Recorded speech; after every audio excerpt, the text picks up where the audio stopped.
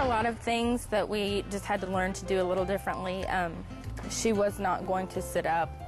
The balance factor and learning that there was floor on each side of her. By 6 months, we were doing physical therapy, occupational therapy, orientation and mobility therapy, and we didn't start the use of her cane until she was about 3, I think is when we introduced it.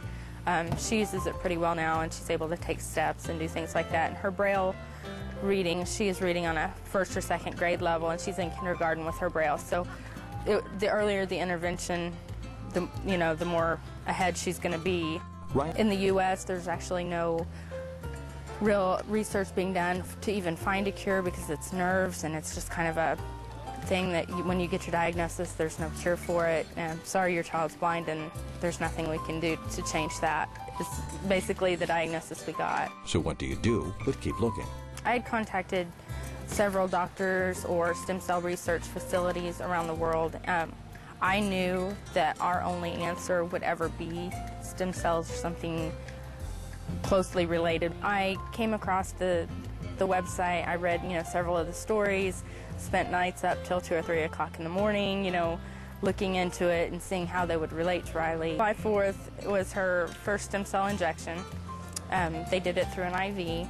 And 1 week later is when she started reacting to the pen light, and they had checked her every day since the day we arrived the exact same way, and she had never had any response. And on that day, when they shined the light in her eyes, she closed her eyes and turned away, and so they did it on the other side, and she had the same reaction in opposite directions. So we knew, and they did it a couple of times, and the doctors and I just kind of looked at each other and looked at her and looked back at each other, and it was just amazing. We were all kind of in shock to see some changes like that.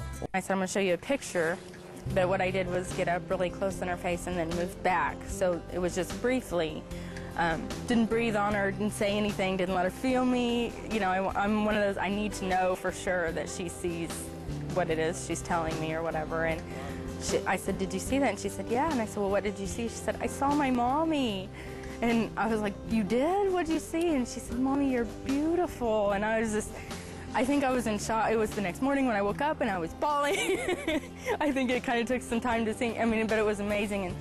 And then with that, I took her and held her hands and just kind of placed her close to her brother and her sister, and she was able to identify everyone immediately, which really kind of surprised me with never having seen anyone.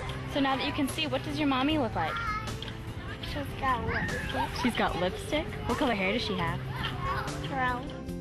To know that not only does she have sight, but she's got the vision to go with it, being able to process what it is she's seeing. For the brain to be working with the eyes is a real significant thing for us because we weren't really sure how all of that was going to tie in.